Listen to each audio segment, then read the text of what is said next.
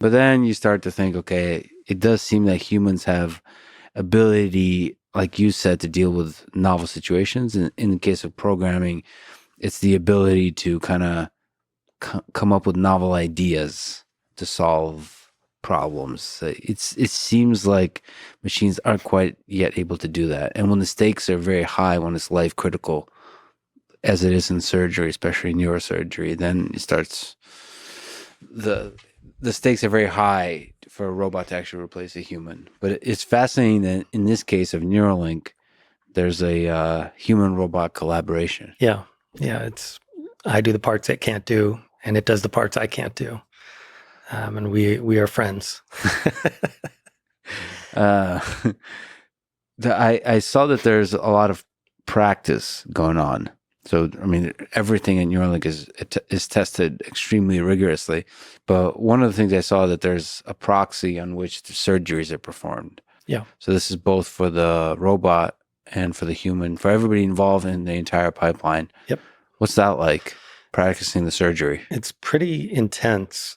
So there's no analog to this in human surgery. Human surgery is sort of this artisanal craft that's handed down directly from master to pupil over the generations. Yes. I mean, literally the way you learn to be a surgeon on humans is by doing surgery on humans. I mean, first you watch your professors do a bunch of surgery, and then finally they put, the trivial parts of the surgery into your hands, and then the more complex parts. And as your understanding of the point and the purposes of the surgery increases, you get more responsibility in the perfect condition. Doesn't always go well. In Neuralink's case, the approach is a bit different. We, of course, practiced as far as we could on animals. We did hundreds of animal surgeries. And when it came time to do the first human, we had just an amazing team of engineers build incredibly lifelike models. One of the engineers, Fran Romano in particular, built a pulsating brain in a custom 3D printed skull that matches exactly the patient's anatomy, including their face and scalp characteristics. And so when I was able to practice that, I mean, it's as close as it really reasonably should get to being the real thing in all the details, including, having a mannequin body attached to this custom head.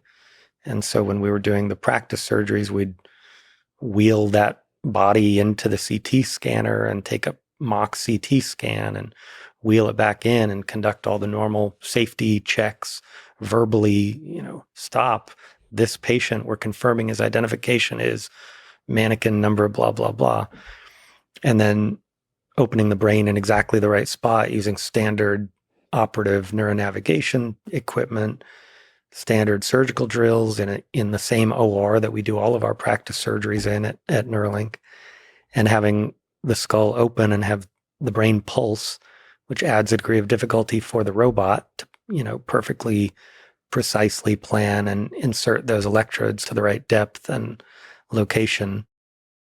And so, we kind of broke new ground on how extensively we practiced for this surgery. So there was a historic moment, a big milestone for Neuralink, in part for humanity, with the first human getting a Neuralink implant in January of this year. Take me through the surgery on Noland. What did it feel like to be part of this? Yeah. Well, we're lucky to have just incredible partners at the Barrow Neurologic Institute. They are, I think, the premier neurosurgical hospital in the world. They they made everything as easy as possible for the trial to get going, and helped us immensely with their expertise on how to arrange the details. It was a much more high pressure surgery in some ways. I mean, even though the